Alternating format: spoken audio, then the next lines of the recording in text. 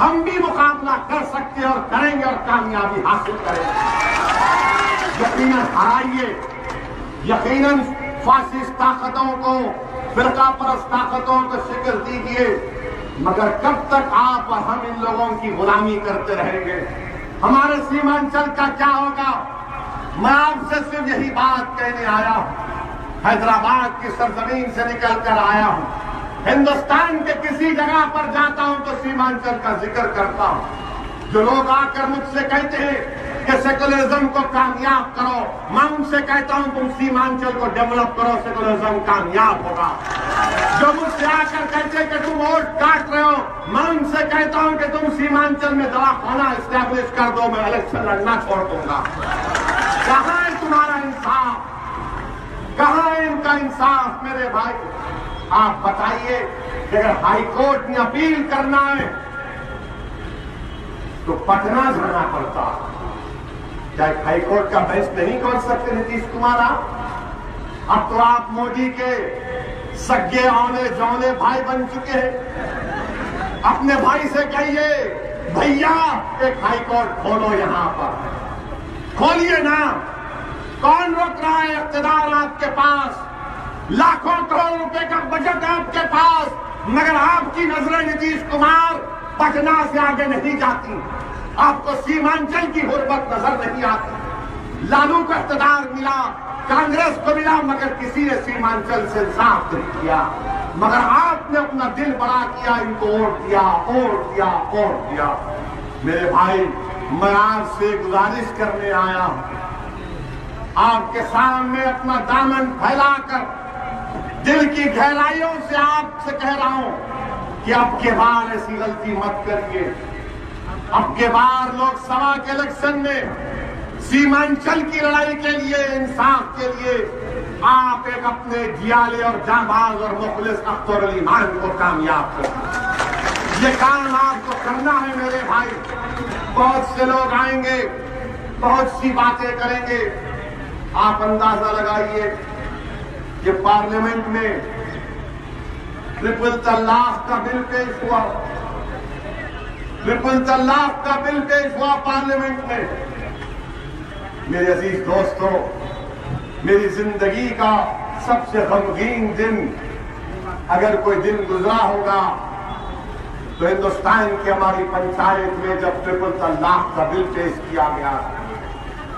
मैंने अपने वालिद को खोया, हर इंसान खोता है अपने अपनों को, मगर जिस दिन ये पार्लियामेंट में बिल पेश हुआ, मेरी नजरें तलाश कर रही थी, मेरी नजरें देख रही थी कि शायद कोई हमारा हाथ पकड़ ले, कि शायद हमारी शरीयत का मामला आए तो कोई खड़ा हो जाए, कोई खड़ा होकर आपको हक़ाइक़ को बयान कर सके। मेरे भाई मैंने हर जितने मुस्लिम एमपी थे सबके पास गया, सबको जाकर बताया कि इसमें ये गलती है, ये गलती है। जिसमें आपके यहां के सीमांचल के मौलाना भी थे। मैंने उनसे भी कहा, उन्होंने कहा नहीं बिल्कुल आप सही कह रहे हैं, ये गैर दस्तूरी भी है, हम आपके साथ हैं। मेरा मौलाना बोलना नहीं, खड़े होकर बोलना पड़ेगा। तो बोले हाँ हाँ हाँ। मैंने कहा ये हाँ में ना तो नहीं है। खैर लोकसभा में हम गए। कौन था जो इस बिल की मुखालिफत कर रहा था, नरेंद्र मोदी के इस बिल की? कौन थे मेरे भाई? मैं था। वो तमिलनाडु के हमारे AIDMK के मुस्लिम MP हैं और केरला के मुस्लिम लीग के MP थे। हम तीनों ने इसकी मुखालिफत की। मैंने इसके तरमीम में, इस बिल की तरमीम में मैंने अपने तरमीमात को पेश किया।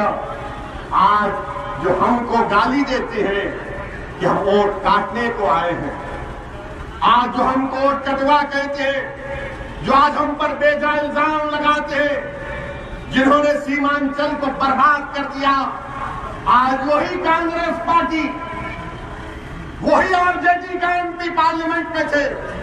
मैंने सबसे कहा ये मेरी तरमीम है, साथ दो, वोट दो, बता दो बीजेपी को कि हम तुम्हारे साथ नहीं हैं। मैं आपसे कह रहा हूं कि किसी ने भी तारीफ नहीं की, बल्कि कांग्रेस ने मोदी के इस कानून की तारीफ की। हिंदुस्तान के लोकसभा में शरीयत में मदाखलत का कानून लाया गया और हम तरमीम पेश करते हैं तो कोई तारीफ नहीं करता। मेरे भाई, ये कांग्रेस पार्टी है। हमारी नजरें तड़प रही थी कि कोई उठ जाए।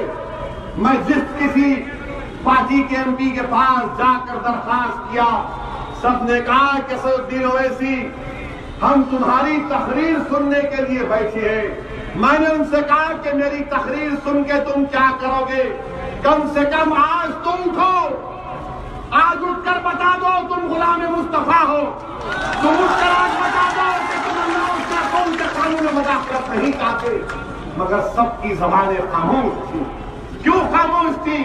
कि उनकी पार्टी का आर्डर था कि जबान नहीं खोलना।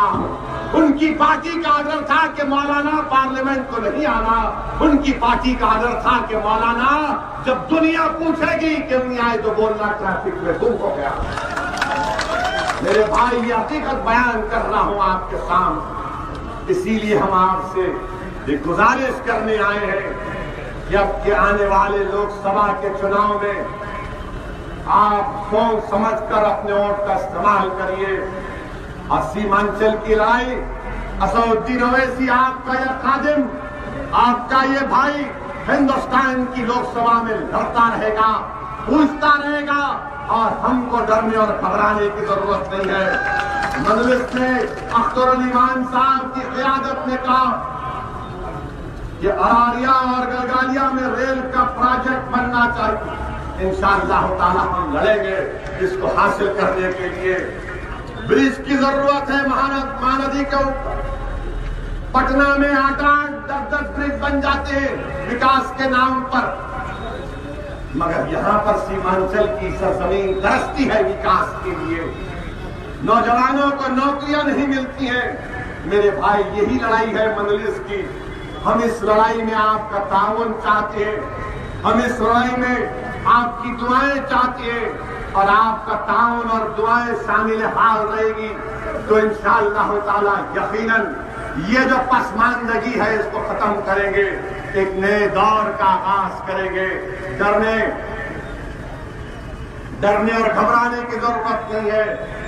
किशनगंज में अलीगढ़ मुस्लिम यूनिवर्सिटी का कैंपस का मसला आया। अख्तर अली खान साहब को मैंने कहा, ये दिल्ली बीजेपी की सरकार है। वजीर फरोग इंसानी वसाइल प्रकाश जावड़ेकर से जाकर हमने मुलाकात की और कहा कि सर, आप मंत्री हैं, क्यों नाइंसाफी कर रहे हैं हमसे सीमांचल के इलाके से? यहाँ जो अलीगढ़ मुस्लिम यूनिवर्सिटी का कैंपस है वो बंद होने के दाने पर आ गया। हमने नुमाइंदगी की, अभी फिर करेंगे इंशाअल्लाह ताला, फिर लड़ेंगे जाकर इंशाअल्लाह ताला। इस कैंपस को बरकरार रखना है, इस कैंपस को मजबूत करना है, इस कैंपस में और कोर्सेज का आगाज करना है। दूसरी बात कि सेकुलरिज्म की बातें करने वाली कांग्रेस, जब बिहार का इलेक्शन आया तो मोहन भागवत ने एक बयान दिया था कि बैकवर्ड क्लासेस का रिजर्वेशन खत्म कर दिया जाएगा। बड़ा तूफान उठा था, हम सब ने मजम्मत की उस बयान। मगर मेरे भाई, क्या आपकी आंखों ने नहीं देखा कि कैसे जिस शख्स ने कांग्रेस में अपने 50 साल गुजार दिए, जिस शख्स को हिंदुस्तान का सदर जमहूरिया बनने का एजाज हासिल हुआ, वो राष्ट्रपति बना इस मुल्क का, और जब आरएसएस की तरफ से दावतनामा आ जाता है तो प्रणब मुखर्जी दौड़े दौड़े चले जाते हैं नागपुर को चले जाते हैं, आरएसएस के हेडक्वार्टर पर चले जाते और जाकर तकरीर करते हैं और तकरीर में ये कहते हैं कि हिंदुस्तान का मुसलमान इन्वेडर का लफ्ज इस्तेमाल किया कि हमलावर, हम कहा कि हमलावर। और फिर मोहन भागवत की मौजूदगी में आरएसएस के बानी हेगडेवर की तारीफ में कलमात लिखते। यही मोहन हेगडेवर ने कहा था कि हिंदुस्तान के मुसलमान सांप की तरह। और फिर क्या हुआ? कांग्रेस के सदर राहुल गांधी ने इफ्तार की दावत दी, बरसों के बाद इनको इफ्तार याद आया, खैर इफ्तार की दावत दी, तो प्रणब मुखर्जी को इफ्तार की दावत ने बुलाया। जिस शख्स ने आरएसएस के क्वार्टर पर जाकर आरएसएस की तारीफ की, उसको राहुल गांधी ने इफ्तार की दावत में बुलाया। रोजा हम रहते हैं और जो आरएसएस की तारीफ करता है उसको बाजू बिठाकर उसको अपना साथ फोटो खिंचवाते। मेरे भाई, ये सेकुलरिज्म को इस्तेमाल किया जाता है हमको धोखा देने के लिए। दूसरी तरफ यहाँ नीतीश कुमार को बाजू बिठाकर उसको अपना साथ फोटो खिंचवाते। मेरे भाई, ये सेकुलरिज्म को इस्तेमाल किया जाता है